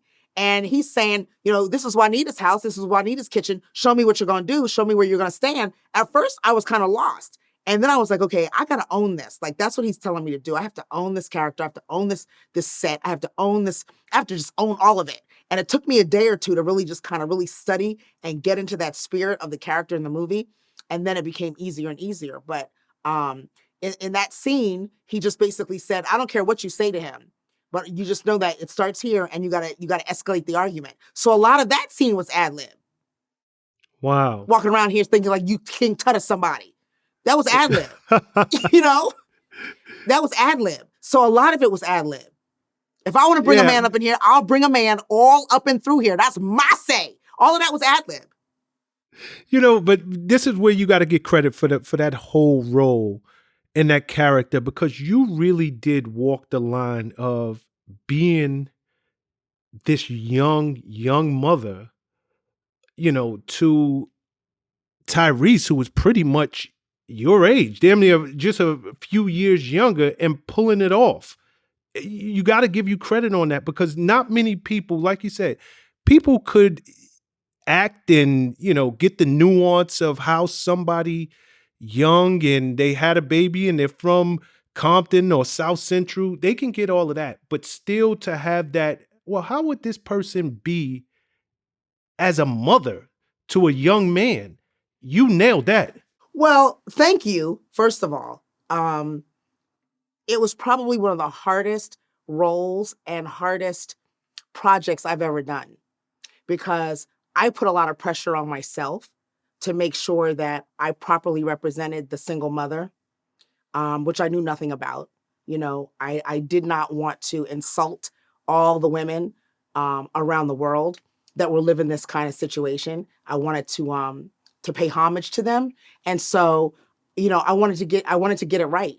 And I had no experience whatsoever when it came to being a single mom, being from South Central, none of it. And I was like, I cannot come off being an actress. And of course, now that we've talked, I channel my dad, like, keep me honest. My dad was gone. My dad was gone after he was on set. Then he was actually sick at the time, and we later lost him.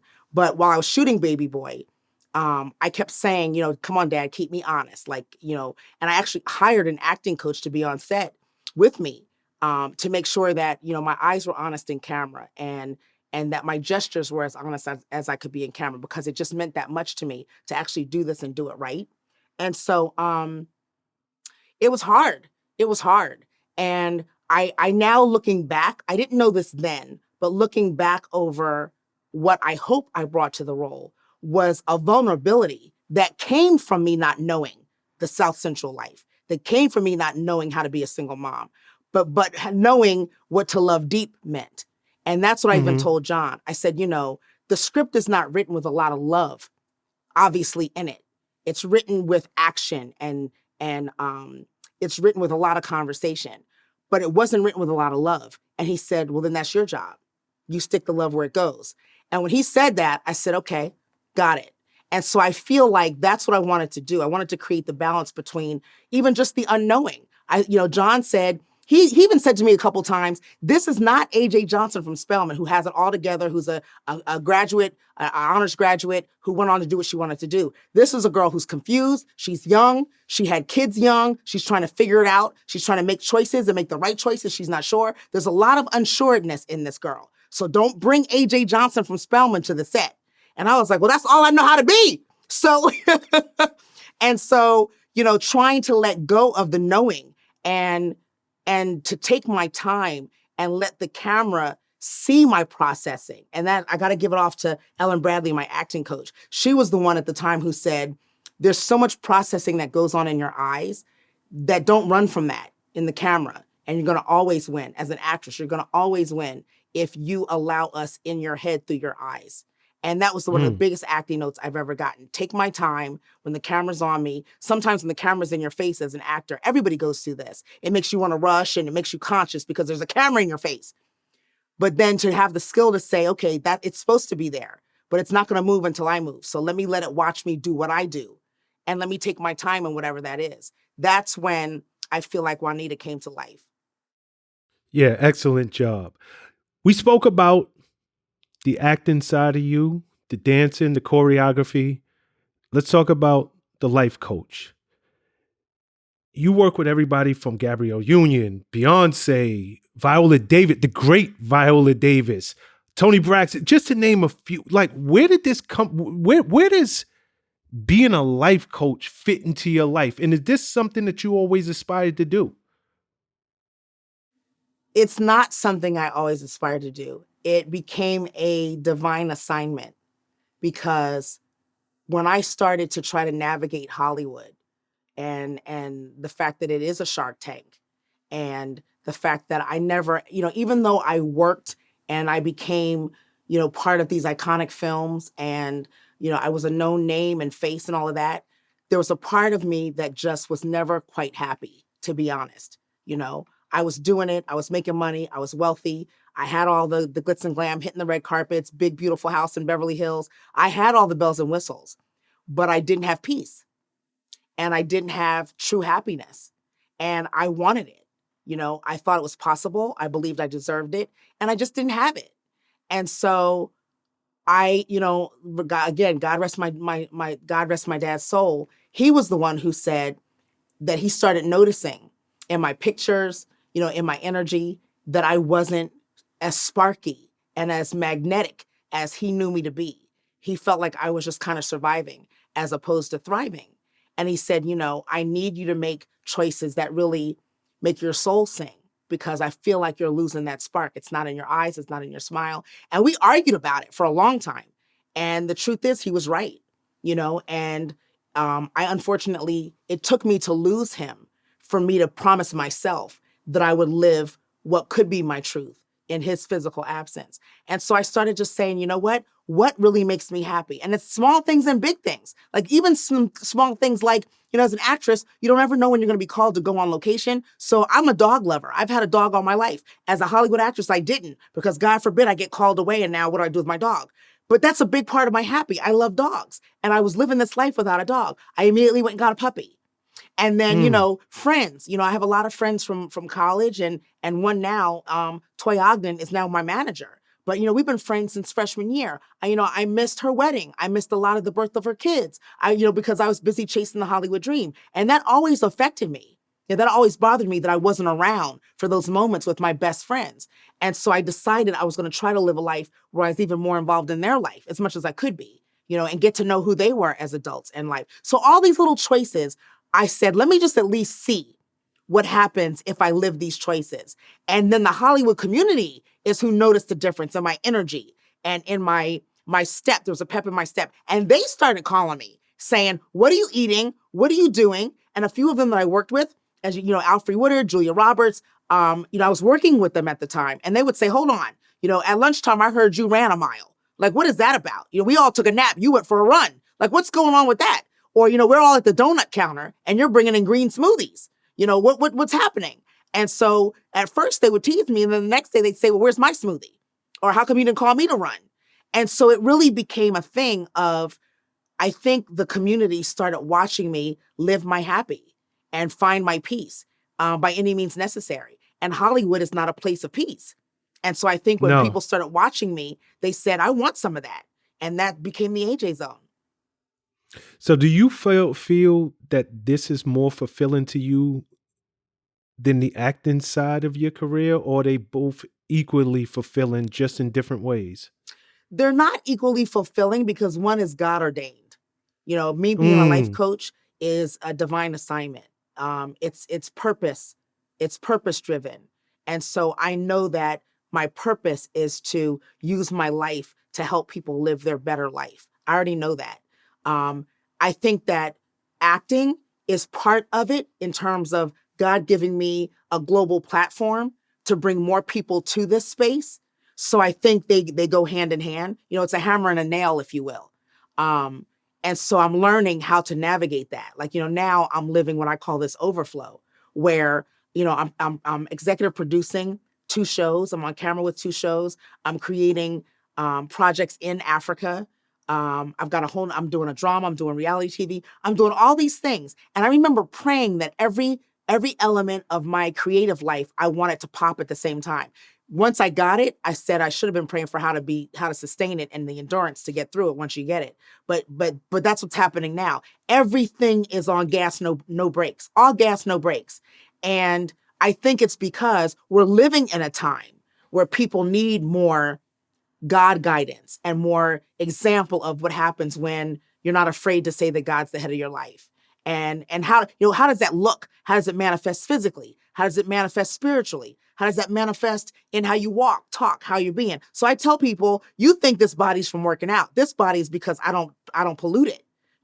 This body's because my spirit's clean and strong. That my physical manifestation is just the product of my strong spirit. It's not because I live in the gym, And so I believe I am supposed to be a living, walking testimony of what happens if you take care of yourself, mind, body, and soul. Then it's not the black don't crack. It's that it doesn't crack if you take care of it and you let God lead. That's the difference. Yeah, I mean, it's obvious, even just looking at you, and I'm not shooting my shot. But just You sure? Wait, let me fluff my hair just in case. Okay, go ahead. Just looking at you, there is a peace coming from within. You look clearly like, I'm at peace. I'm happy. And it radiates through you. Really? Oh, absolutely. Absolutely. I mean, you get that all the time, so cut it out. No, I don't. But no, I don't. Are you serious? No, I don't. Yeah, like I think you're flirting even again. me just sitting, I'm not flirting again. Okay. All right. Okay. No, I don't. I really don't. I mean, I get people saying, that I'm inspiring, or that, I do hear a lot about my energy. I don't quite understand that yet, in terms of people saying, your energy is just so, it's this, it's that. And I don't. No, there's something more. There's something more than your energy. It's something from within. And maybe it's you're living your life's purpose. Maybe you are doing divine work, but there's something that radiates out of you and it's evident. So looking at you physically, you can tell spiritually you are on par and on course with what you're supposed to be doing in this life. Amen. That's that. Thank you. Thank you. That's how it feels. That's how it feels. And I just want to add to that because I think this is the important thing when people hear my interviews or see me talking. I've always been very private in terms of my my life versus my career. Of course, you dug deep and went and got some information. Don't talk about that off camera, by the way. But I have to say that you have to have a courage in order to live your truth. It's not easy. I don't want people to think that, I'm sitting here and it's always fun. It's not always fun, but I've lived enough of my non-truth life to know that this feels better. And so that's kind of what I say to people. It's like, people say, how do you know your purpose and how do you make the decision? And I'm like, it's not scientific like that. Listen to your spirit, listen to your heart. They both will tell you what works for you. You know what feels good. And so always just go for that, no matter what happens. Go for what makes you feel good. And that is going to lead you to the right thing. It's that simple. And so I think that's where the peace comes from. I'm only saying yes to what works for me in my life, period. So you and I, we spoke off camera and a little bit on camera about all of the work you're doing in Africa. I want to dig into that a little bit. Where does that come from? Is this part of this divine work that you're doing? Is it part of, God's plan for you? Like, how did Africa even come into play? I think it's unfolding now to be that. I mean, honestly, in December 2018, Africa came up because I was going through a nasty breakup. And my birthday's at the top of the year. It's always been a special time, celebratory time for me. But at the time, I was getting tired of not being in the relationship, not having that celebratory kiss at midnight. I wanted that, and I wasn't experiencing that. And so I said, you know what? If I'm not going to have that, let me at least have a birthday this year where everything is new. The food is new, the clothes are new, the smells are new, the people are new. I want new to be my distraction away from what I don't have. My parents are not here to help me celebrate. That can be a life distraction at the holidays. It was for me, the holiday time, not very many people travel. It's expensive. Most people are with their families. So it always left me more in the alone space. Not lonely. I always say not lonely, but in the alone space. And so I said, you know what? I want new to be my distraction. I want to wake up every morning this particular holiday and have so much new to experience that I don't even care nobody's here. I don't care I'm not in a relationship. I want to be excited about the new. Where is that? And here's the thing. By then, I had done the global New Year's Eve parties. I mean, after you've been to Puffy's party on his yacht in St. Bart's, it doesn't get much better than that, right? Miami parties. I had done all of that. And interestingly enough, at those parties at midnight, I found myself alone with my feet in the pool, almost depressed. Because I was like, I'm at the hottest party in the world. Leonardo DiCaprio's here, Riri's over here. And I'm like, there's got to be more than this. So I had that a couple of years, leading up to this Africa thing. So by the time I said I'm going to Africa, I just decided it was going to be the turn up of my life, because how could it not be? Everything was new. Little did I know that God's plan for that trip was to completely rebirth me in understanding my history and understanding who I was called to be globally, not necessarily in the industry or in the US, but globally, who I was really called to be, the power that had been bestowed upon me as an African who had been displaced 400 years ago. I mean, I completely got my personal and our cultural history lesson. And I said, you know what? I'm not leaving here without making decisions of how to walk in this as my truth and live it. I don't know what that looks like, but I understand who I am. I understand where we've come from. And right now, with most of my time being in America, I have to live this truth that I'm royal and that we come from royal heritage. And we were stripped of all that. But what does my life look like if I walk in the royalty that I've discovered I am? And that was January 2019. I mean, I started working, doing appearances there that year. Even in the pandemic, once, the African borders closed, once they opened, I left the US to go there. And, business relationships started establishing. The US Embassy took note of my passion for Africa. The African government, President Afukoto, he noticed.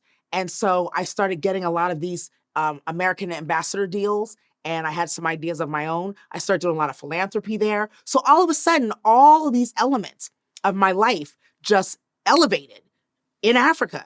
And I just didn't fight it. I just said, well, you know what? I've got red bottoms. I got Hermes bags, but for an Hermes bag and a red bottom, I can actually get to Africa and stay There for you 4 or go. 5 days. So for me, it became, which do I want? Which do I want more? Do I want the latest shoe or do I want the cultural experience and to grow as a person? And we know now, what my choice was. And so that has evolved into a lot of service. This particular holiday that just passed, I launched the AJ Aquia Rebirth Retreat, which is a duplicate of the first week, the life-changing week I had. And so now I'm taking people over at that time of the year to say, you got to experience the Africa that changed my life. And so I've created it as a retreat. So yeah, what you're watching is just me embracing who I know I am. And I understand my place. A lot of people there say, you're more Ghanaian than we are. You moved here. And I'm like, no. I'm like, well, I'm here a lot. And then Americans are like, well, which place do you live? And I said, well, I'm not or. I'm here in the US and I'm in Africa because I believe in the calling on my life that both places are necessary, that I'm here to do a certain job and I'm there to do a certain job. And right now, God's not saying they collide. God is saying they complement. And so I'm okay with it. I'll tell you a quick story before I let you out of here. I remember the first time I ever went to Africa, and you use words like it's necessary. You use words like royalty. I am literally on a plane on my way to Africa. And when we landed, I had the craziest epiphany ever. Growing up in the United States, seeing all of the images that is portrayed of Africa. Come on. And how they depict us. Yep. And what I was fed from the time I was born until I got on that flight. I almost didn't I'm on a plane and I didn't realize consciously or in my subconscious mind, I didn't realize that they even had airports over there. I'm like, hold up. They got airports? It's civilization here? I thought I was going to get off a plane in the middle of nowhere. There was going to be giraffes running by, men with elephants, men with bones in their noses. And it was the greatest experience of my life because, number one, the people were so warm. It felt like you went home. It literally felt, I would recommend going to Africa for it. You felt like I went home. They were so warm. It was so much civilization. It was so built out that I couldn't believe it, even though consciously I know as a continent, it has to be this. Right. There has to be tall buildings. There has to be restaurants. But subconsciously, with all the images I've seen my whole life, I thought that I was going into a third world country, and it was so eye-opening. But on top of that, I think as African Americans, we come to realize we're so much greater than what America has told us we are. I would recommend to anybody who hasn't been, take that trip. It is, and it's everything is over there. The most beautiful beaches, the best restaurants. The motherland. It's incredible. That's why it's called the motherland. It's like, I not to interrupt you, but to agree with you, it's again, I go and I'm not being paid to be an ambassador. I just feel like there's so much as Americans we don't know that it's my duty to share the joy and the elevation of life that I've gotten and that I continue to get every time I go, every single time. Like even this time, there were different people that were there. Some I knew, some I didn't, but new relationships blossomed this time. Some Africans who live in the States, some Africans who are there, some Africans that I met before that are back and forth that didn't come this Christmas. It's like God keeps saying yes to my life in Africa. Because if he wasn't, I wouldn't have to go. You know what I mean? Mm-hmm. But I just feel like every time I go, there is an elevation in my life on some kind of level, financially, spiritually, emotionally, relationships. And just to add what you're saying, the warmth, one of the things that also helped me decide to spend more time there, especially in this pandemic, than here, is that during the pandemic year, 2020, before I actually went to Africa, which was November of 2020, most of the African people I knew then, who weren't really close friends, by the way, I just kind of knew them, they checked on me more in the pandemic than LA friends that lived around the corner from me. The friends I had in the US that I had for years. These African acquaintances, let's say, checked on me more. And it made me feel like I want to go to where I'm loved. I want to go to where I'm really celebrated. I want to go to where I feel safe. I want to go to where I'm comfortable. And it was there.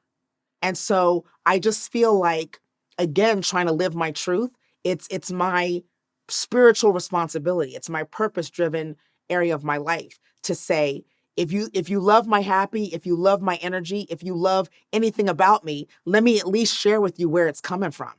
And so that's why I go and come back and say, I was just in Africa. I was in Africa. Oh my God, this is it. Here's the fashion. Here's the jewelry. You know, here's the food. It's like everybody's like, wow, I'm getting to know a whole different Africa, like you're saying, than I ever imagined through you. And I say amen, that my intention is met. Yeah, I definitely think it's something that everybody should do. If people want to take you up on this new endeavor, bringing people over there and just showing them the Africa that you came to know in 2018, where can they find you? And where can they get more information? The ajzone.com. There's a retreat that's actually now taking deposits for December 2022. The one we just finished. Everybody's saying, I want to be on the list now. I'm keeping all my groups intimate because, again, for me, it's not about the large travel group. It's about the true personal, spiritual experience. And so registration and more information is at theajzone.com. But also follow me on Instagram at the AJ Zone because I post everything. You know, I post everything about it. My philanthropy. It's been a beautiful thing. I'm enjoying my life in Africa, and it has me basically living there and working here. Well, AJ, thank you so much for your time, your great spirit, and your stories and your insight and your energy. I really did enjoy this interview and just sitting down conversating with you. So thank you so much on behalf of myself and everybody at VladTV. Thank you for having me. I've been waiting to come, so I'm glad I came. And with that, it's a wrap.